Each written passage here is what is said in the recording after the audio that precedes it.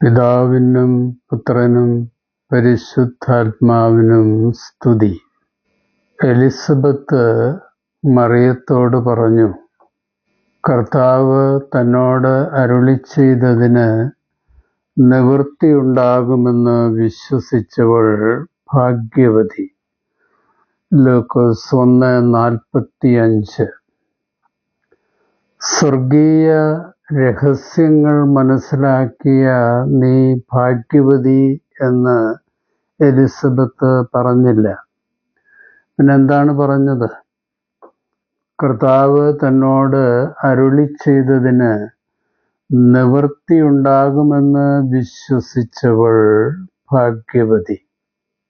ദൈവിക അരുളപ്പാടിൻ്റെ എല്ലാ പൊരുളും മർമ്മവും മനസ്സിലാക്കിയതുകൊണ്ടായിരുന്നില്ല മറിയാം വിശ്വസിച്ചത്.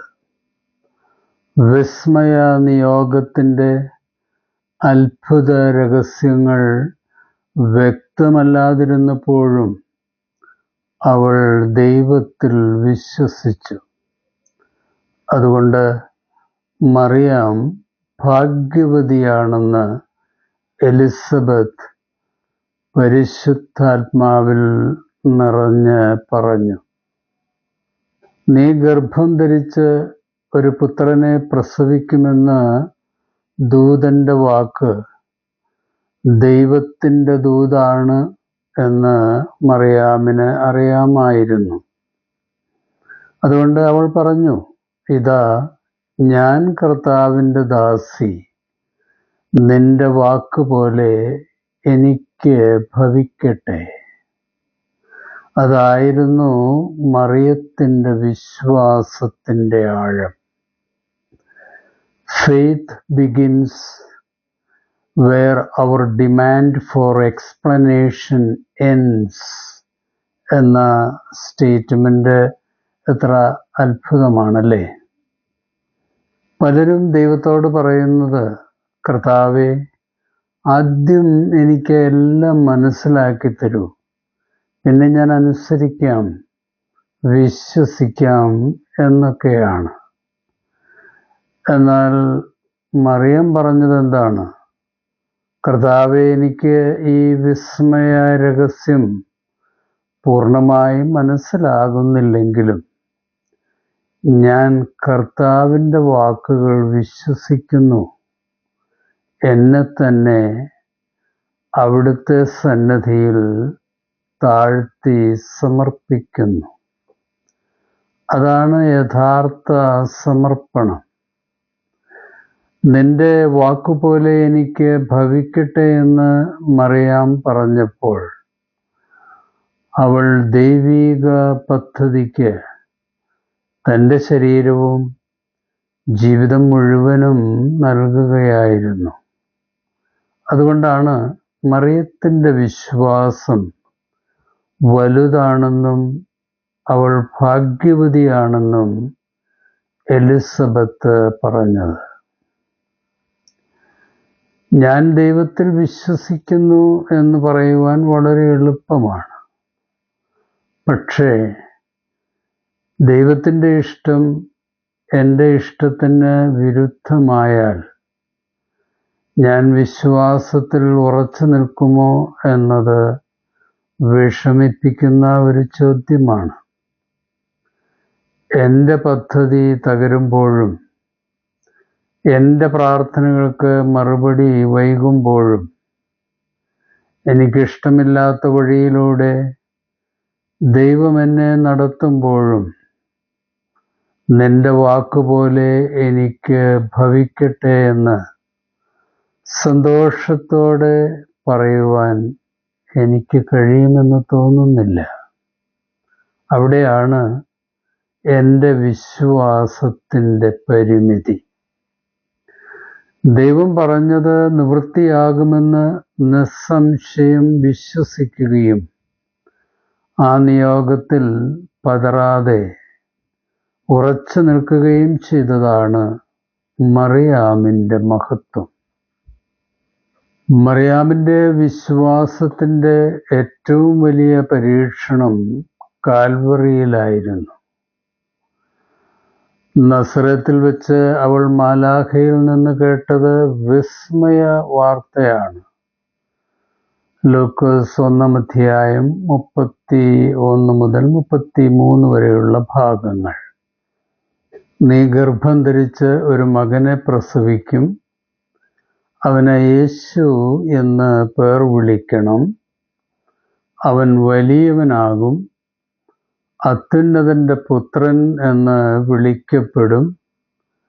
കർത്താവായ ദൈവം അവന്റെ പിതാവായ ദാവീദിന്റെ സിംഹാസനം അവന് കൊടുക്കും. അവൻ യാക്കോബ് ഗൃഹത്തിന് എന്നേക്കും രാജാവായിരിക്കും. അവന്റെ രാജ്യത്തിന് അവസാനം ഉണ്ടാകയില്ല. എന്നാൽ കാൽവറിയിൽ തൻ്റെ മകൻ ക്രൂശിൽ വേദനയോടെ പിടഞ്ഞു മരിക്കുന്നത് ആ അമ്മ കണ്ടു. ഒരമ്മയ്ക്കും സഹിക്കുവാൻ കഴിയാത്ത നിർഭാഗ്യകരവും വേദനാജനകവുമായ ദുരന്ത കാഴ്ചയായിരുന്നു അത്. എന്നിട്ടും മറിയം ക്രൂശിൻ ചുവട്ടിൽ ഹൃദയമുരുകി നിന്നു. കാരണം ദൈവം പറഞ്ഞത് നിവൃത്തിയാകുമെന്ന് വിശ്വസിച്ച ഭാഗ്യവതിയായിരുന്നു അവൾ. ദൈവ ഇഷ്ടത്തിന് സമർപ്പിച്ച ജീവിതമായിരുന്നു അവളുടേത്. ദൈവം എൻ്റെ പ്രാർത്ഥനയ്ക്ക് മറുപടി തരുമ്പോൾ മാത്രമാണോ ഞാൻ വിശ്വസിക്കുന്നത്? മറുപടി ലഭിക്കാത്തപ്പോഴും എൻ്റെ ദൈവം നല്ലവനാണ്, എല്ലാം നന്മയ്ക്കായി രൂപാന്തരപ്പെടുത്തുമെന്ന് ഞാൻ വിശ്വസിക്കുന്നുണ്ടോ? അത്ഭുതങ്ങളും അടയാളങ്ങളും തേടി അലയുന്ന എന്നോട് ഞാൻ ചോദിക്കേണ്ട വളരെ പ്രധാനപ്പെട്ട ചോദ്യമാണ് ഇത്. ജീവിതത്തിൽ സഹനത്തിൻ്റെ കാൽവറി അനുഭവം വന്നാലും ദൈവത്തെ ഉപേക്ഷിക്കരുത്. വിശ്വാസത്തിൽ ഇടറിപ്പോകരുത്.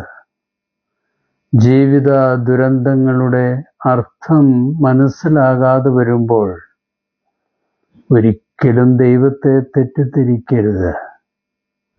ദൈവത്തിൻ്റെ വാഗ്ദത്തങ്ങൾ നിറവേറ്റപ്പെടുമെന്ന് ഉറച്ചു വിശ്വസിക്കണം. ഇതൊക്കെയാണ് മറിയാമിൻ്റെ ജീവിതത്തിൽ നിന്ന് നമുക്ക് വായിച്ചെടുക്കുവാൻ കഴിയുന്ന ആത്മീയ മർമ്മങ്ങൾ. കാൽവറിക്കപ്പുറം ഉയർപ്പുണ്ടെന്ന വിസ്മയ സുവിശേഷം കേട്ടവരാണ് നമ്മൾ. അതുകൊണ്ട് ജീവിതത്തിൻ്റെ എല്ലാ പ്രതികൂലതകളിലും ദൈവം അരുളി ചെയ്തത് തീർച്ചയായും നിവൃത്തിയാകുമെന്ന് നമ്മൾ ഉറച്ചു വിശ്വസിക്കണം. എൻ്റെ ജീവിതത്തിൽ എന്തുകൊണ്ട് ഇതൊക്കെ സംഭവിക്കുന്നു എന്ന് ചോദിക്കുന്നതിന് പകരം ഇപ്പോഴത്തെ ജീവിതാനുഭവങ്ങളിലൂടെ ദൈവം വലിയ കാര്യങ്ങൾ ചെയ്തുകൊണ്ടിരിക്കുകയാണ് എന്ന് മറിയാം ഹൃദയത്തിൽ സംഗ്രഹിച്ചു, വിശ്വസിച്ചു, ധ്യാനിച്ചു. ദൈവമേൽപ്പിച്ച നിയോഗങ്ങളിൽ പ്രതിസന്ധികൾ വരുമ്പോൾ എന്തുകൊണ്ട് എന്ന് ചോദിക്കാതെ, ഇടറിപ്പോകാതെ ദൈവിക പദ്ധതി പൂർത്തിയാക്കുവാൻ സഹനങ്ങളിലൂടെ വിശ്വാസത്തോടെ നടന്ന മാതൃകയാണ് മേരി മാതാവിൽ നിന്ന് നാം പഠിക്കേണ്ടത്. മറിയാം ഭാഗ്യവതിയായത് അവൾ തൻ്റെ ജീവിതം പൂർണ്ണമായി ദൈവത്തിന് സമർപ്പിച്ചതുകൊണ്ടാണ്. അവളുടെ വിശ്വാസം അവളുടെ ജീവിതത്തെ മാറ്റി. അവളുടെ സമർപ്പണം അവളെ സാക്ഷികളുടെ സമൂഹത്തിലെ വിസ്മയ സാക്ഷിയാക്കി മാറ്റി. നമ്മുടെ വിശ്വാസം ദൈവത്തിൻ്റെ അനുഗ്രഹങ്ങൾക്ക് വേണ്ടി മാത്രമാകാതെ ദൈവേഷ്ടത്തിനു വേണ്ടി മാത്രമാകുമ്പോൾ എലിസബത്തിൻ്റെ വാക്കുകൾ നമ്മുടെ ജീവിതത്തിലും യാഥാർത്ഥ്യമായി തീരും. ദൈവം അരുളി ചെയ്തത് നിവൃത്തിയാകുമെന്ന് വിശ്വസിച്ചവളും വിശ്വസിച്ചവനും ഭാഗ്യമുള്ളവർ. ശുഭാശംസകളോടെ എ പി ജോർജച്ചൻ.